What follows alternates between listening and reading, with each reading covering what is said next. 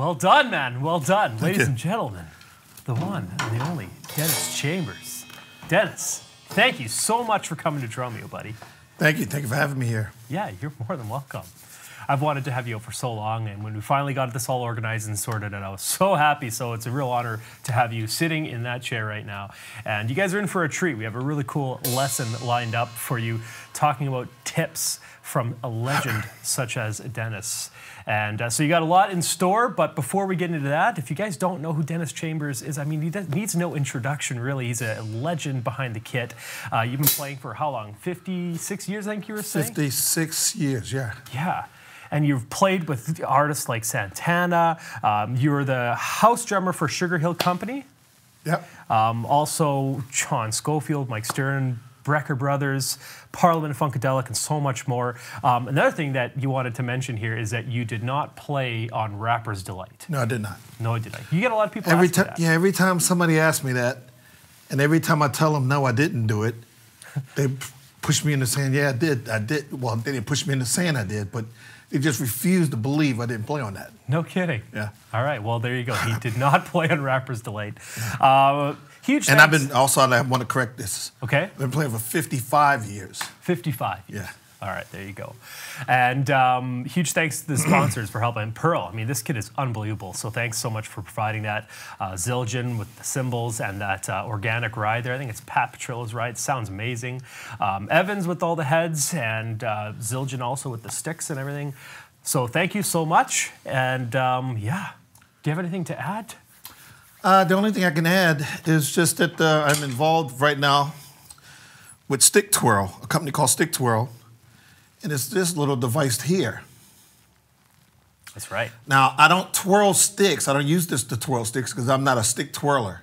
I used to be in my teenage years, but I did something that had an accident, and that was the end of stick twirling for me. Oh, really? It's a funny story, but it's also a crazy story, so I don't want to go into it. Okay. So, you know, with this device on my stick, it's just more guaranteed that I don't lose them.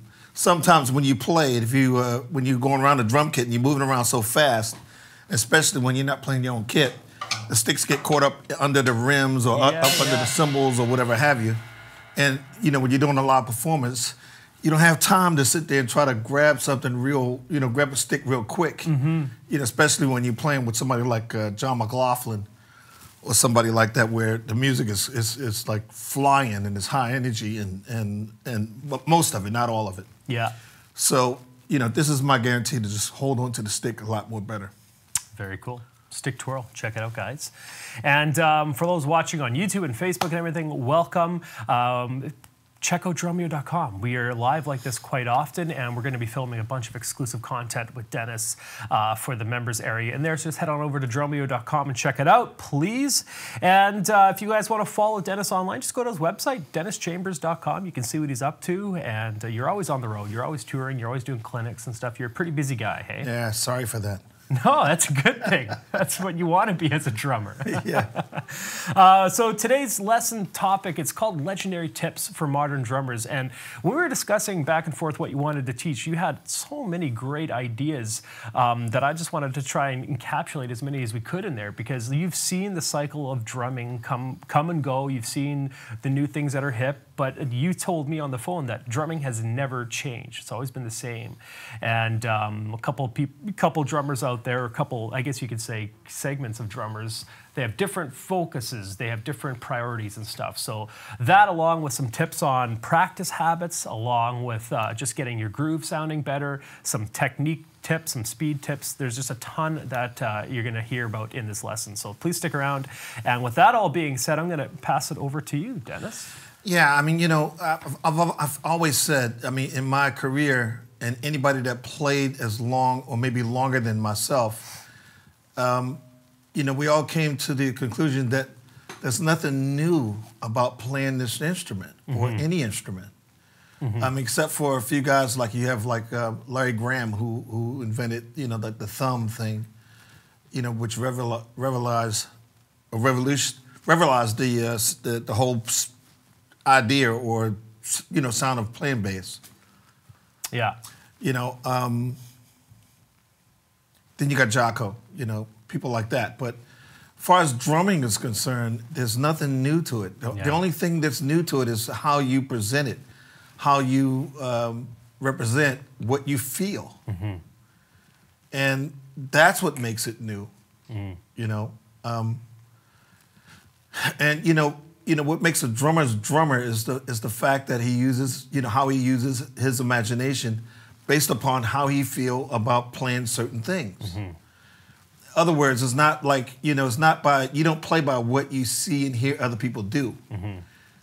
There's a little bit of that involved, but you play, it's more that you play what you feel and how you perceive and how you feel. Mm.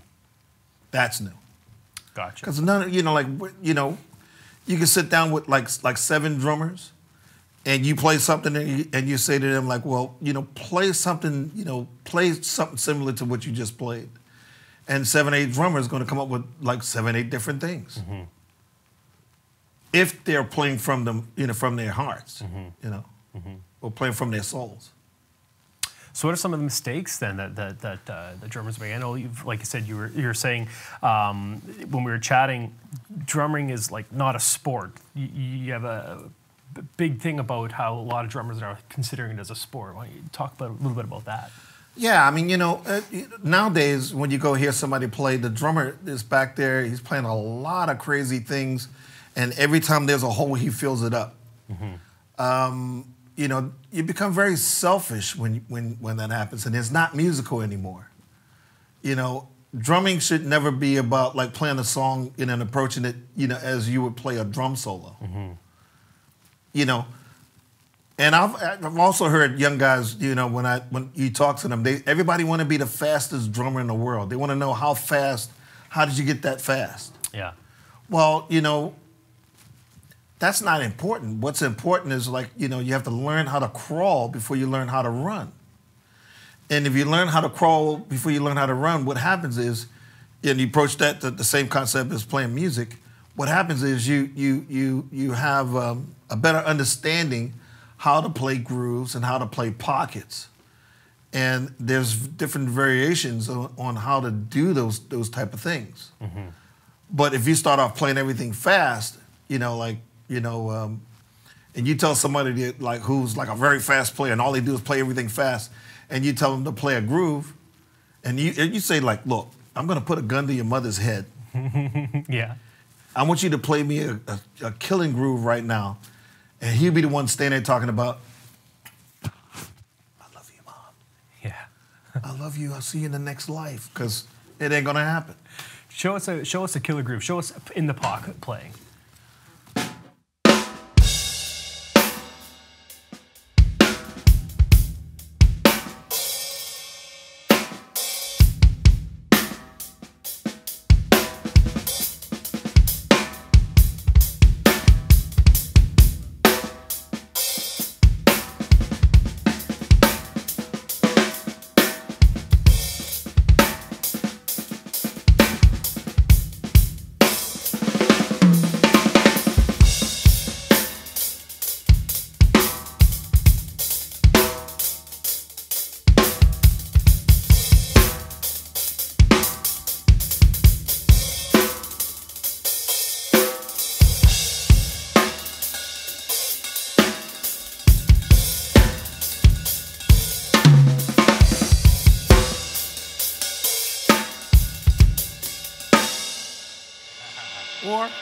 Or James Brown groove.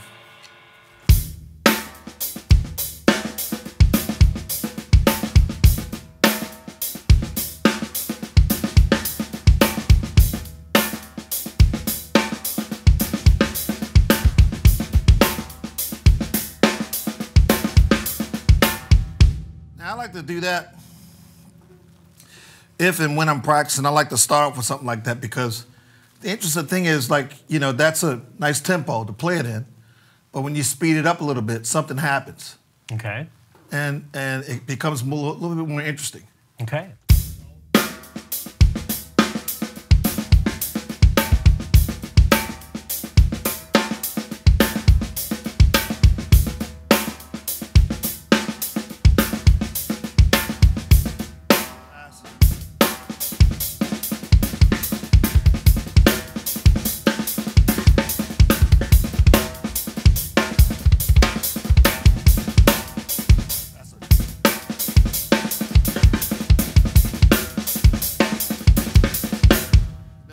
the left hand, it just never sits still. And, you know, you have to have more control over your ghost notes. Yeah. You know. Now, we'll talk about technique in a little bit here, but I want to focus on what you're talking about with the groove there, because that clearly was in the pocket. I was bobbing my head. There's this natural groove to it. Yeah. So first off, how do you get that? How do you play in the pocket? How do I play in the pocket? It's just like I said. You know, you just take something real simple and try to turn it into a hypnotic groove. You know, like when I did Atomic Dog with P-Funk.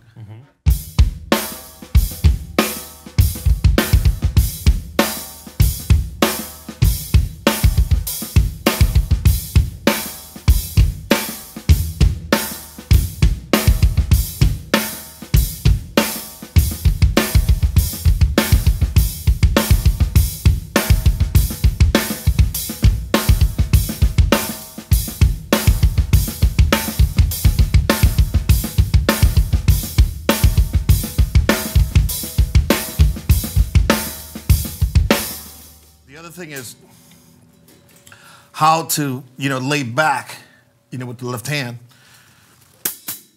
When somebody say put things in pockets, it's more or less is like you're just taking the left hand, the hand that's hitting the snare drum, and placing that behind the beat, not necessarily putting the whole drum set behind the beat. So if I take a side stick or play a side stick, it sounds like this. 1, 5. On the beat.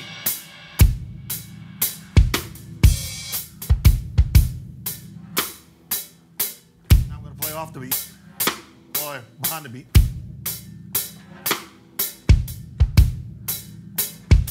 Now it's a flank to the hi-hat, but it's consistent.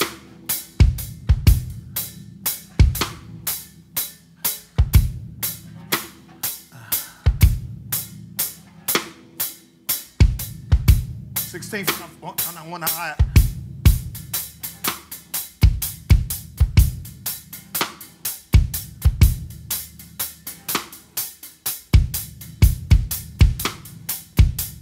Saturate the backbeat.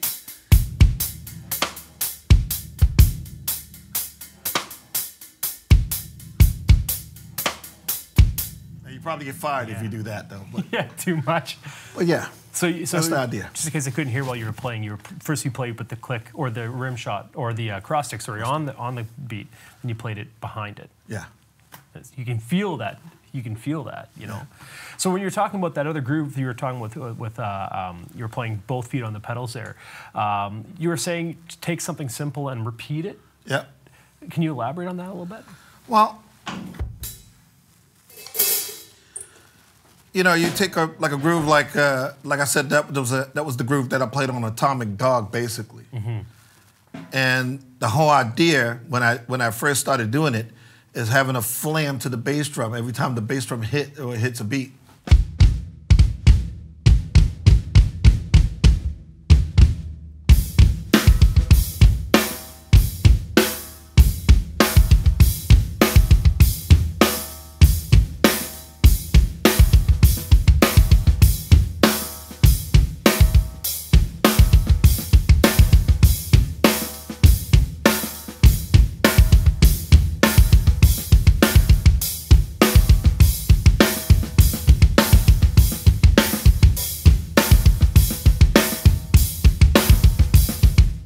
That's the idea. Yeah. So you kind of have that same concept with the snare drum too on the back. Yeah. So is that the missing ingredient to groove? Is that what puts you in the pocket? Is just I think so. A bit? I think so. So you apply that to everything you play. Yeah. I try to. Yeah.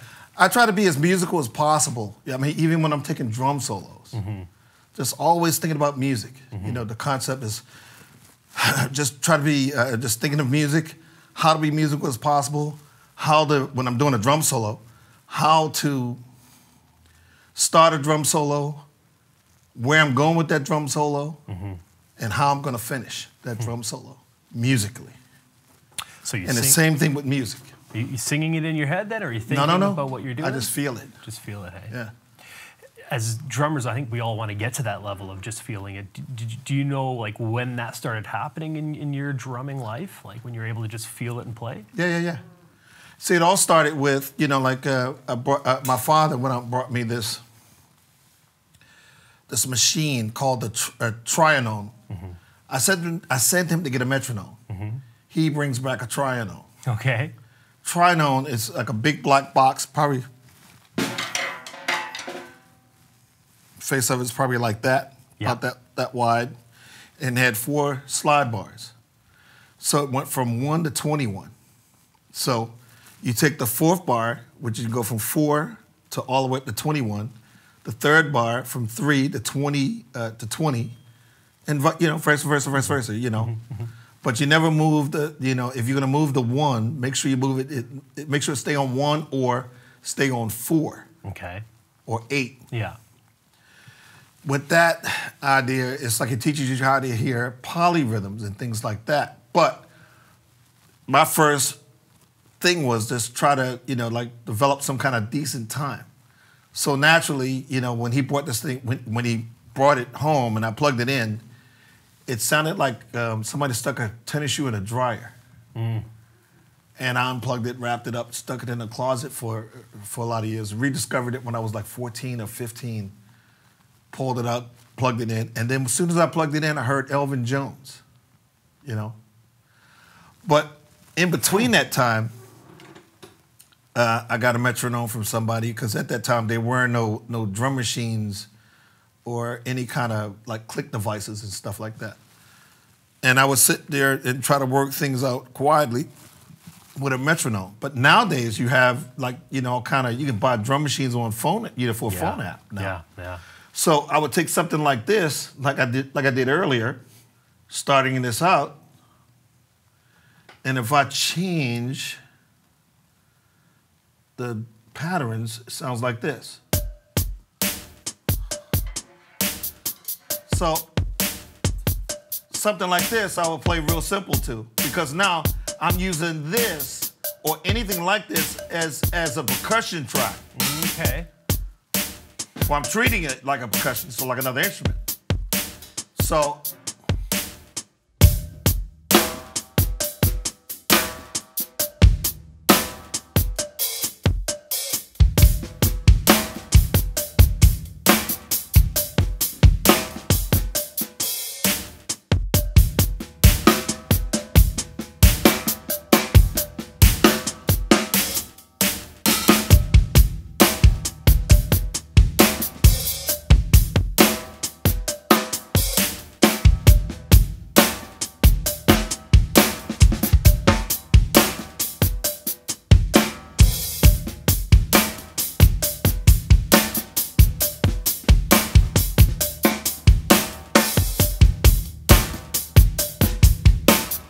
as it go on, you get a little bit more adventurous. Mm-hmm.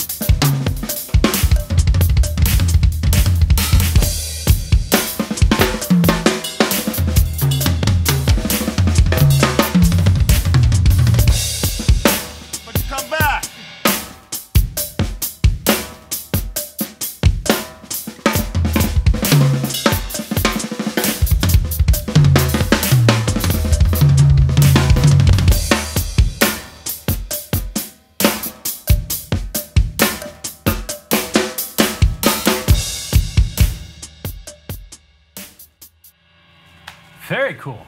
So that's what you would do. You would just practice Keeping it simple, adding some more variety to it, getting Yeah. more complex, coming back Yeah. to it. Yeah.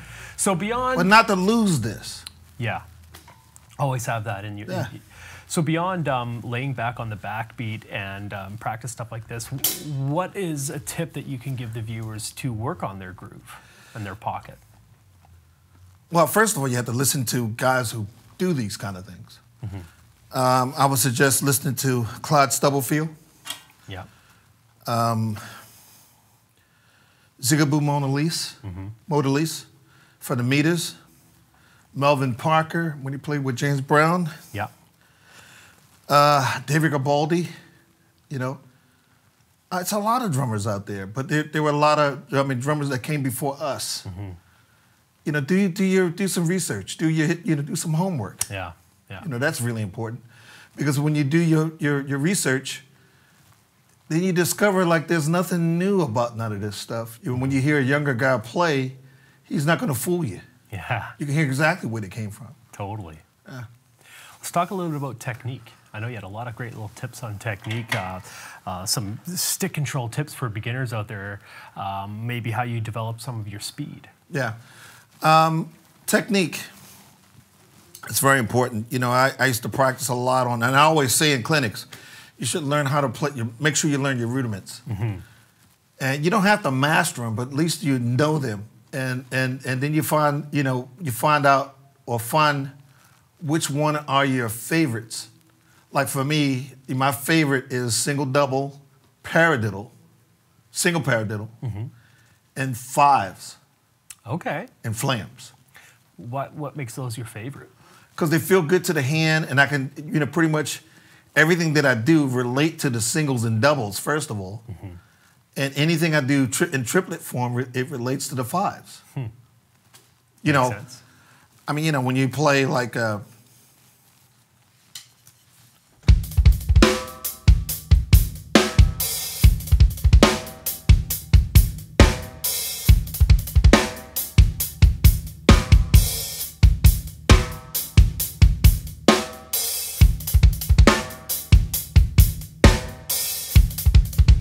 that's something Vinny used to do, but not in that way, you know. Or, if you're playing a paradiddle, like Gad used to have this thing called.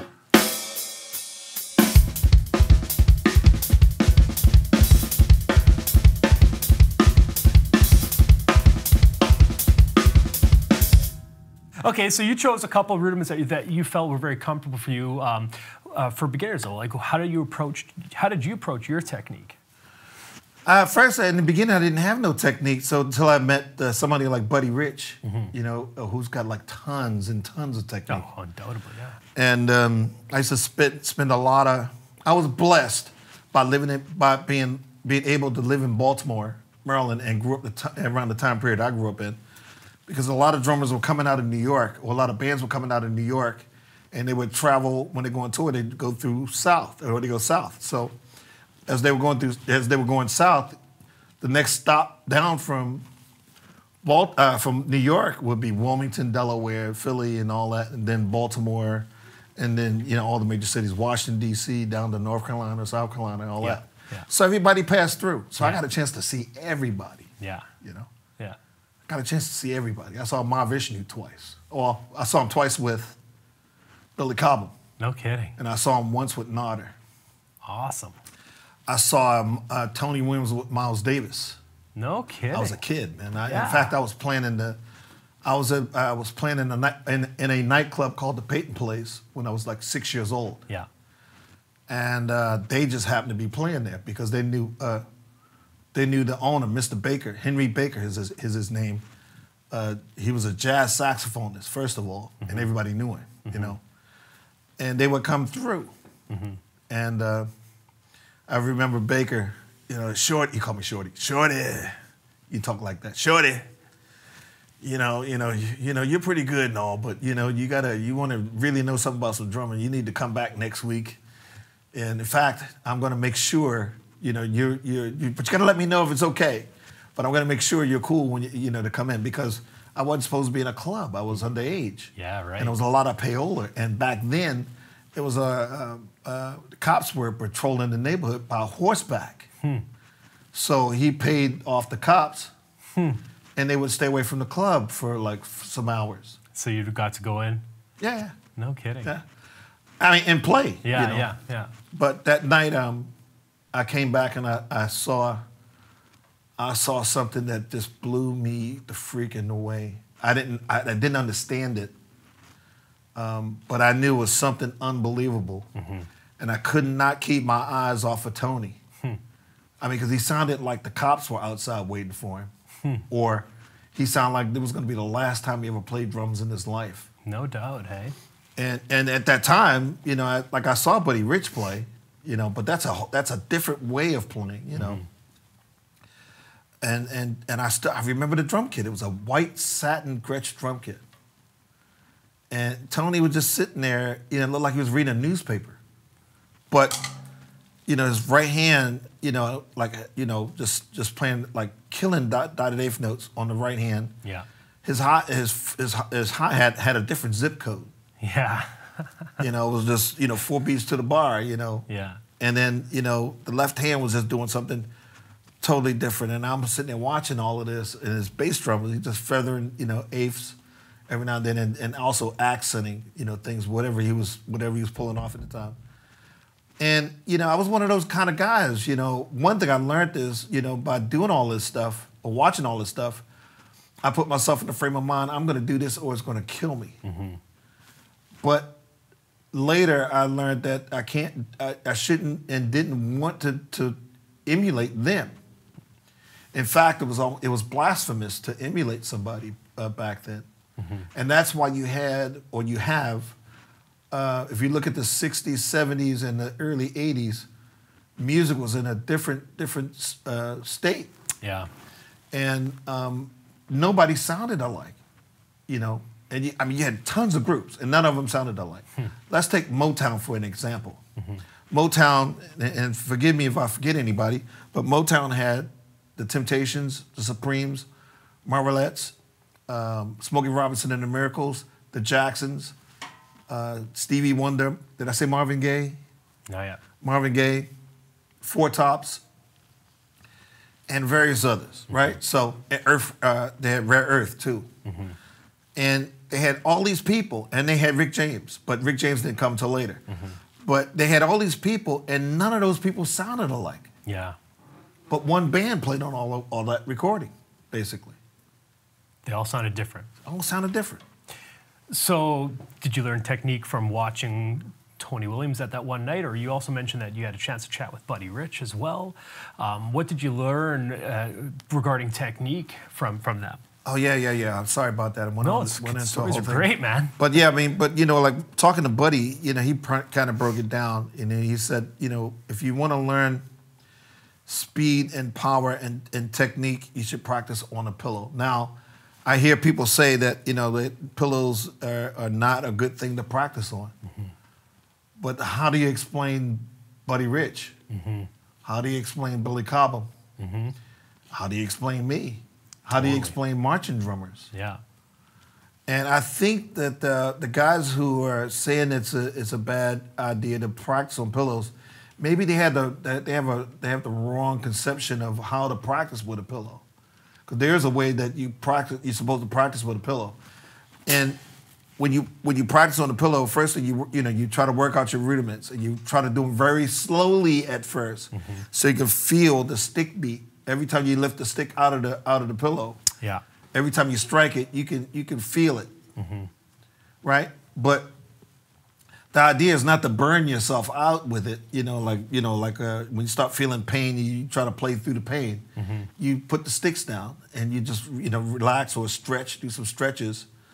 And whenever you feel like going back into it, then you do it again.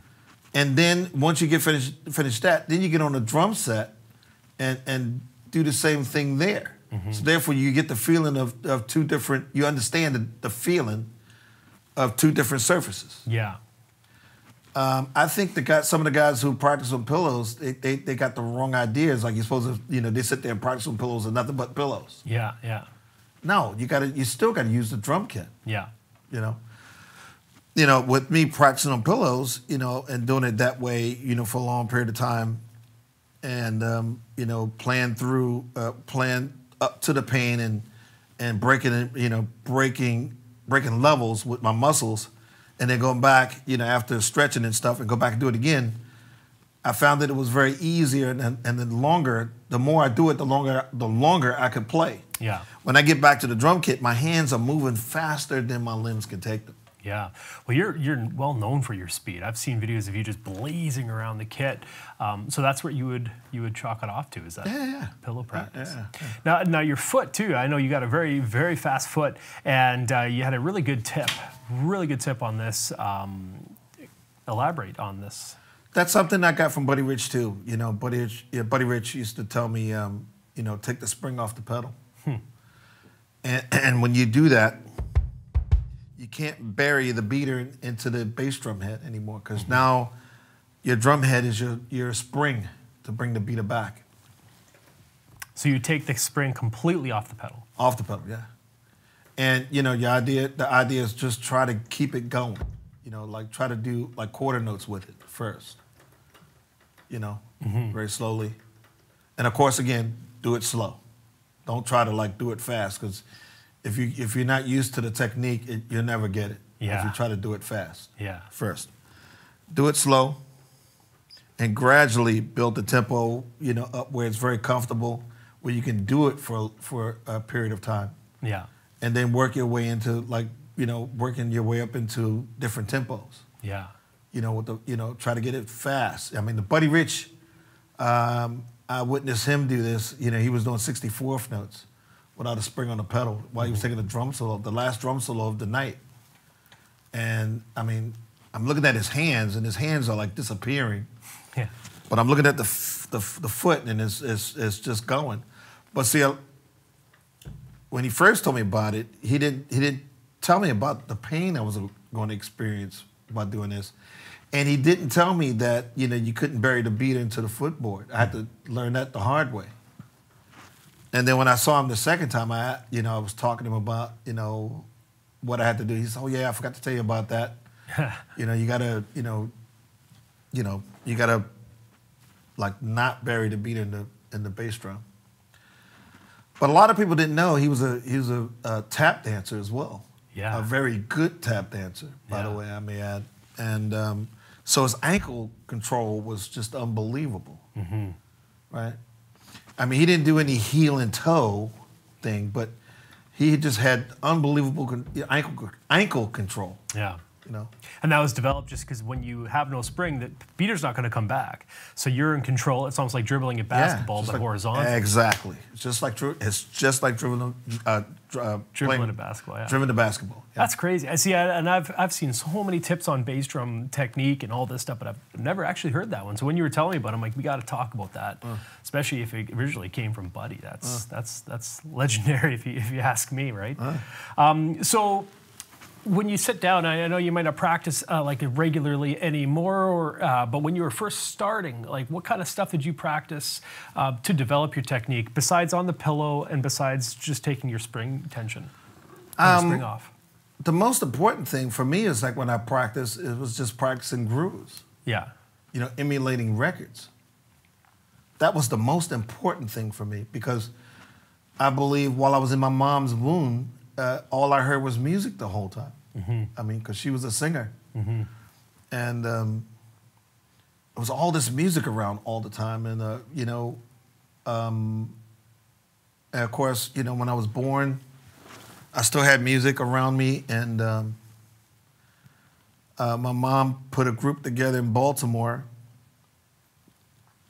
And she noticed it was the only thing that would keep me still. Because I was wild, man. I had all this energy, just like any other kid. Yeah. I had all this energy, I would never keep still, But as soon as they practiced, she noticed I would just sit there and just watch, like I understood what was going down. Yeah. And I would just watch the drummer, because he had that shiny looking cymbals, shiny drum kit, you know. I still remember the color of the drum kit. It was a champagne sparkle Gretsch kit. No kidding. Yeah. So you would just jam to music, emulate records. Yeah. So here's the biggest thing I think to take away from all these little tips that you've been kind of giving us. How do we apply that? How do modern drummers apply some of these tips that might have been forgotten or might have been brushed over? What are the bad habits that you see a lot of new drummers taking on, and how do you stop that? Yeah, that's a good question. I'm glad you brought that up because I cannot stand a lot of times going to clubs. And reason being is because, drummers, the young drummers, not all of them. Yeah, okay. But there are some drummers, they have the wrong understanding of what music is about.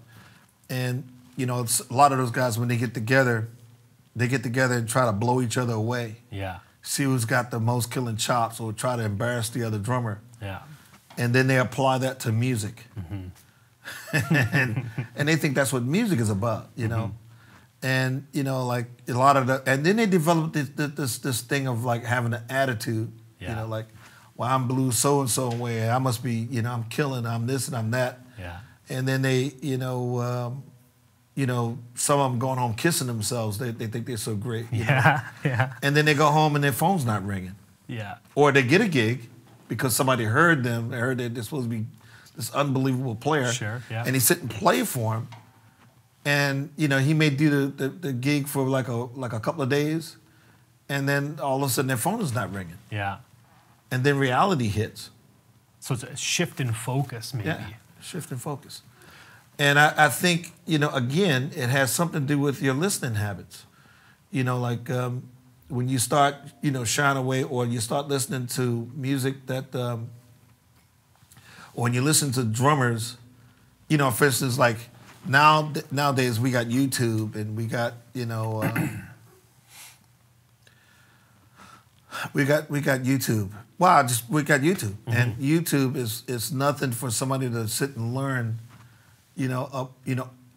anything and everything about who their favorite drummer is. So, if their concept or their goal is to be the fastest, then they go on YouTube and find out who's the fastest and try to, develop all of that. So everybody goes to immediately trying to learn how to be the fastest. Yeah. And you know what? The thing that gets me is, and I try to tell them, you can be the fastest drummer in the world if there's such a thing. Unfortunately, there's not. But no matter how fast you are, you still got to play music. Yeah. And if you can't play music, then you're no good behind the kit. Yeah. Or behind any instrument. Like you said, your phone's not going to ring. Your phone's not going to ring. Yeah. So there's tons of books out there. There's tons of exercises. There's tons of videos out there. We have tons of curriculum on Drumeo. But as a beginner drummer, what do you think the most important thing to focus on? Like applicable practice? Time. Just sitting there, just...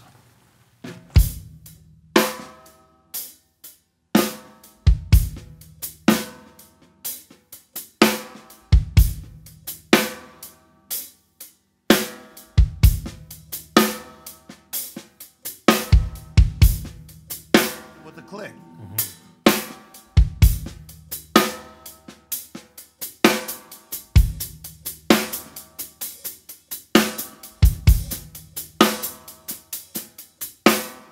And, guys, they may look at that and go, or, they try to do it and they go like, this is boring. But believe me, if you do that for a long period of time, the better you become, the better you be as far as a timekeeper. Yeah. And that's especially when you practice with a click or a sequence device. Yeah. And you have that on your iPhone. That's what you played in the beginning. That's what you kind of jammed to. It's just a sequencer is what it is? Yeah. I mean, I just bought this app like a couple of days ago. No way. Yeah. Just try new patterns. Yeah, just try new things. I mean, there's all these things in here, and this is what I do. I don't know anything about this thing other than the fact that I just pick some things that sounds good, feels good, and try to make some musical sense out of it. I never heard that before.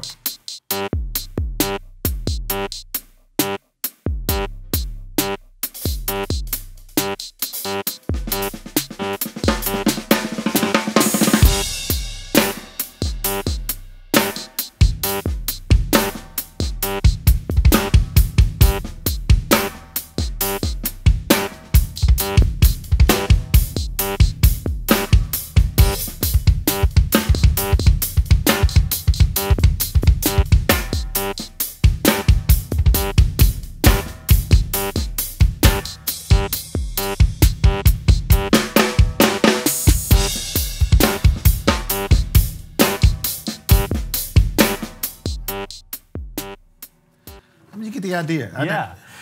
What's the app called? Do you remember what it's called? No, I don't. You just found it on the store, the Apple store? It's crazy. It's called Easy Beat. Easy Beat. Yeah. Bet you they were ready to have an endorsement from Dennis Chambers. There you go. Just check out Easy Beat. I mean, but it don't have to be. It could be anything. It could be any sequence or just track, loops and stuff, right? Yeah. We're running low on time here, and I want to make sure that you get there's everything that you wanted to say.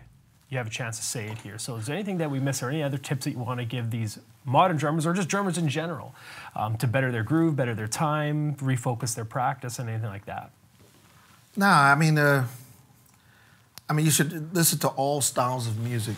If you listen to all styles of music. You don't have to master it, but just listen to all styles of music. I think if you learn or listen and learn all styles of music, the better you become as a musician. Mm-hmm. Other words, it's like don't go through your musical career with blinders on, mm-hmm. or how when you see a horse when he's going down the street and you got these blinders on. Yeah. Well, music is not like that. No. And if you're a jazz player and you learn how to play funk and you learn how to play rock and you learn how to play Latin music is beautiful music, man. Mm-hmm. And there's so many different variations of Latin. And if you just listen to that, you become a better musician. No kidding, yeah. Yeah. Well, it's really cool to hear your insights because, like you said, you've been playing 55 years, and your resume is just off the hook. It's crazy all the different shows and opportunities you've had to express yourself, and you're known for your speed, for your pocket playing, for your versatility behind the kit. So it's really cool to get those tips from you. I love the pedal idea. Practicing on the pillow, too, is one that I've heard of it a lot, but the way that you explain it, because I've heard the counter-argument to that, too. You want to be able to control the rebound of the stick, but you got to at least train your muscles and your limbs to be able to get to those speeds without the use of the rebound as well, right? Yeah. Do you mind playing us a solo? Is that cool? I want to get a solo out of you. And if you guys have questions, I'm going to sort through them now. There's probably a ton. We are going to do a little interview, kind of a Q&A session for Edge members tomorrow to catch any ones we missed, but get those in now. Is that cool with you? Cool with me. Let's do it.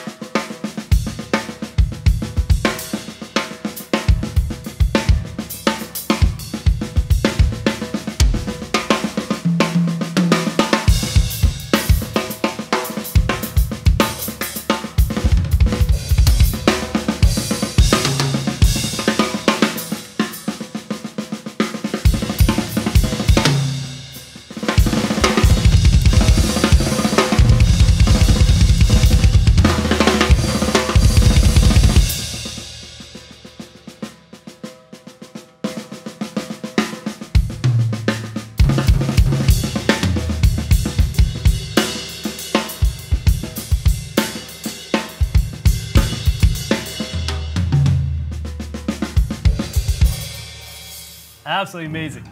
Got a couple questions for you if that's cool. Sure. This one here is from Pedro Santana. Says, Santana. Santana, with the apostrophe Anna. He says, thank you so much, Mr. Chambers. It is such a pleasure to be able to watch you play. How do you keep motivated to play after having achieved so much behind your kit? In my opinion, you are one of the all-time greats. How do I keep motivated? I listen to... I keep my ears open. I listen to everybody, mm-hmm. anybody, mm-hmm. Anybody to have something to say behind his kit. Yeah. I listen to Marvin Smitty Smith. I listen to David Garibaldi, Vinnie Colaiuta. Yeah. Lenny White, Billy Cobham, Tony Williams, Elvin Jones, Roy Haynes. And these are the players before me. But the guys who I listen to now is Little Mike Mitchell. Yeah. Who's a phenomenon. Chris Daddy Dave. Yeah. Who's that dude. He thinks way outside the box, and I love him for that. Yeah. I mean, you know, they don't get any better than that. You know? Yeah. Steve Jordan.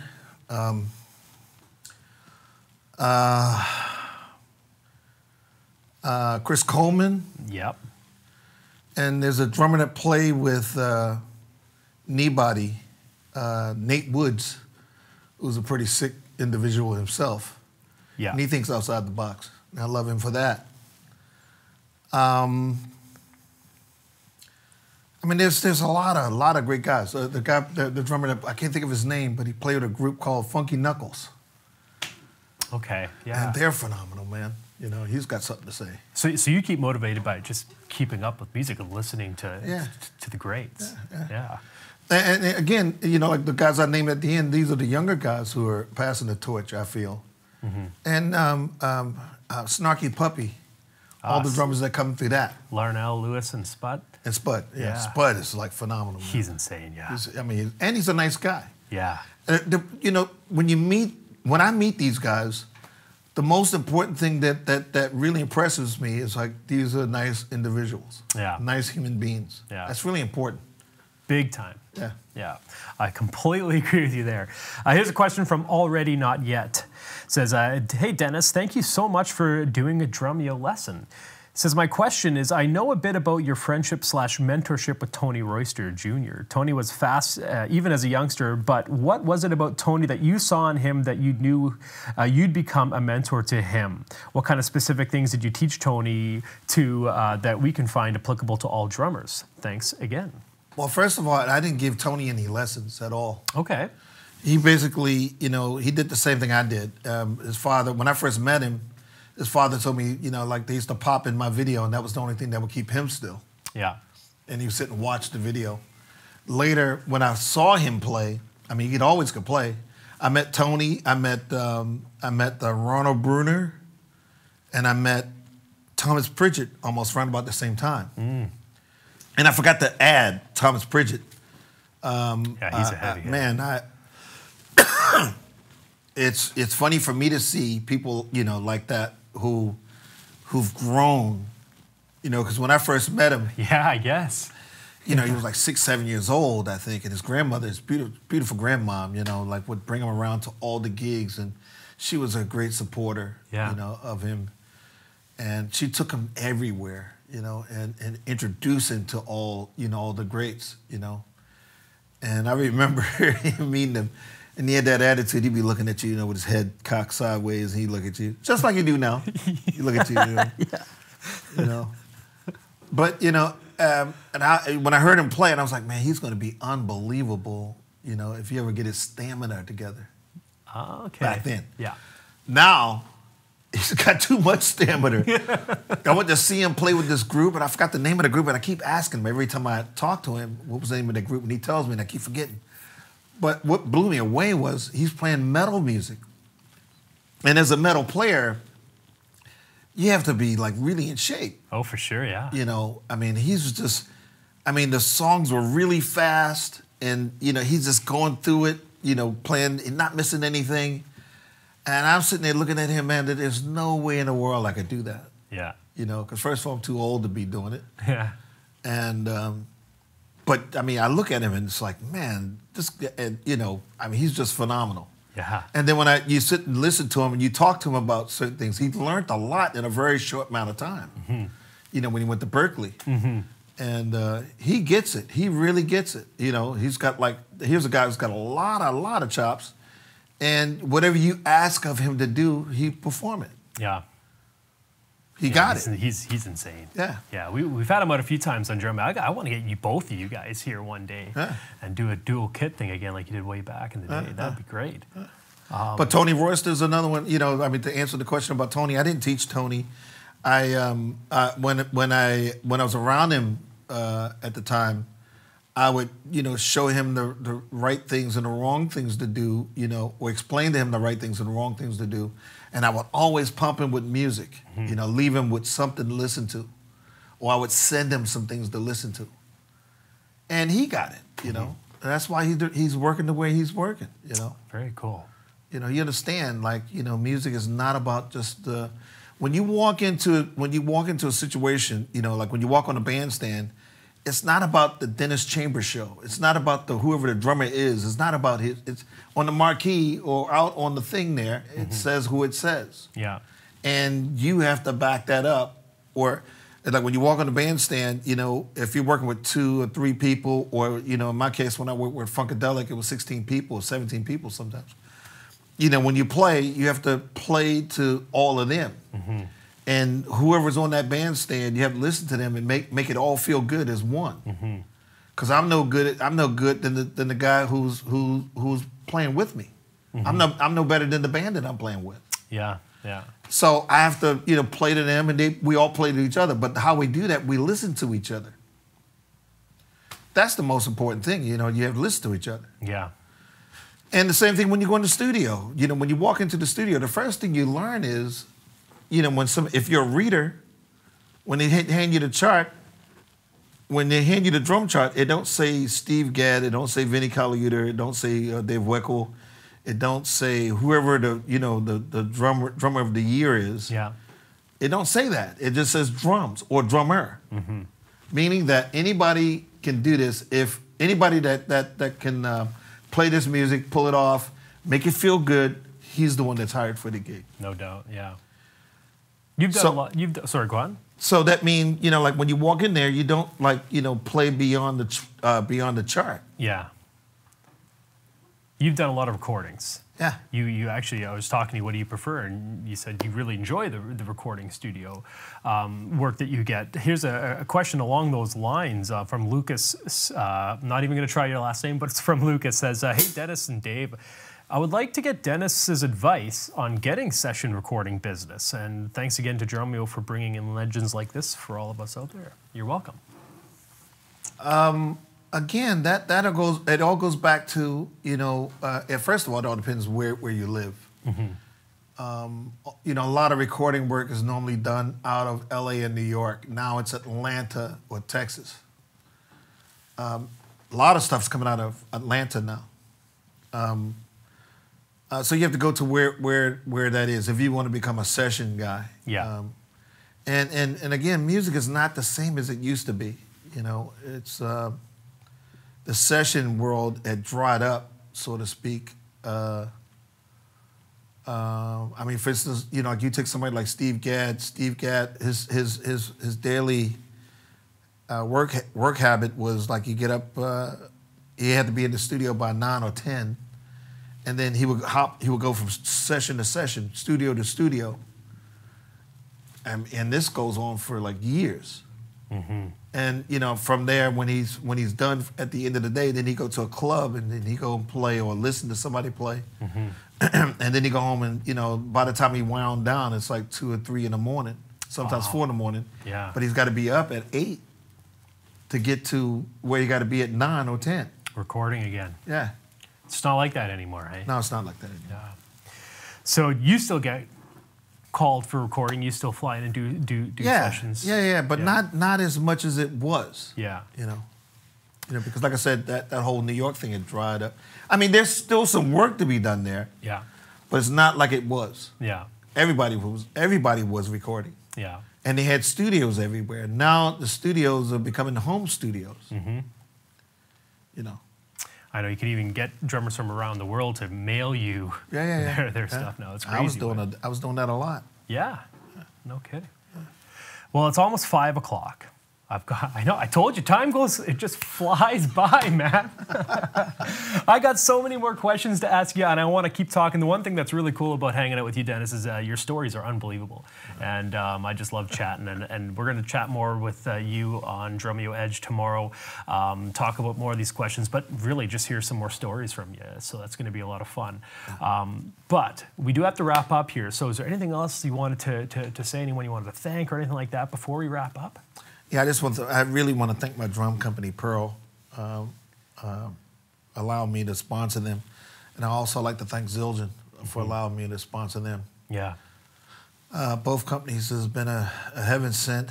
And Evans too, Evans Drumheads. Yeah. You know, all three companies have been heaven sent, and it's nothing like going on tour or whenever you need the support. You know, it's just a phone call away.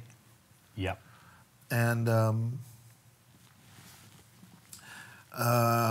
right now, I have to I like to say or tell everybody I'm working with Victor Wooten and a guy named Bob Franceschini, who plays saxophone. Yeah. And so it's sax, bass, and drums. And you sit there and when I say that, you go like, how does that work? Yeah, really. But it works out great. I mean, Victor is a phenomenal bass player, and he's very, very musical. A lot, some people think that, like he's just about chops. Mm-hmm. No, Victor's more than just about chops. He's got chops, but he's very musical. Yeah. He knows exactly when to lay in the pocket. He knows exactly when to, like to chill and just play.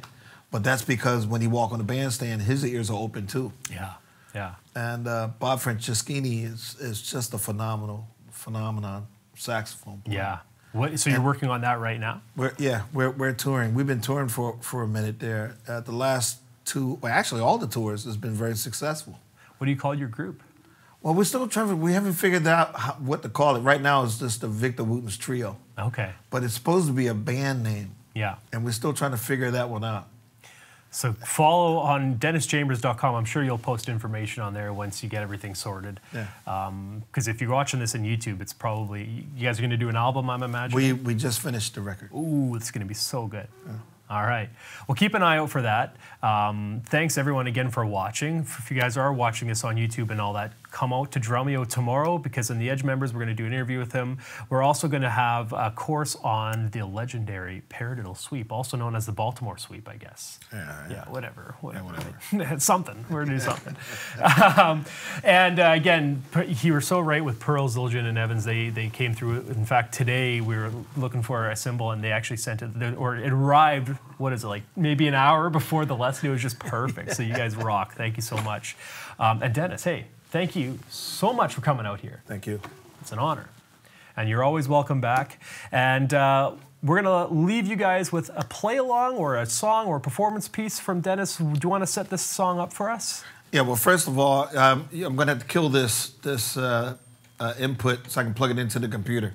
Yeah, we're good. Yeah. So is this a tune you've recorded on before? Is it something you're just working on? No, it's a tune that's written by a lady named Lenny Stern. Lenny Stern. Lenny Stern.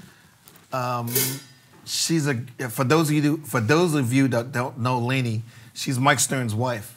Ah, okay. And she's a great musician, and she's a great composer in her own right. And I've had these two tracks from her for a lot of years, and I found they're very musical, and I really like playing to these tracks. But we only got one to do so far, right? You could do both of them. I would love to hear both of them if you want. Okay, well I'm gonna do one at least. It's called Bubbles. It's called Bubbles? Yeah, Bubbles. And her name is spelled L-E-N-I, Lenny. L-E-N-I. So make sure you got that, right? Stern. Stern, okay.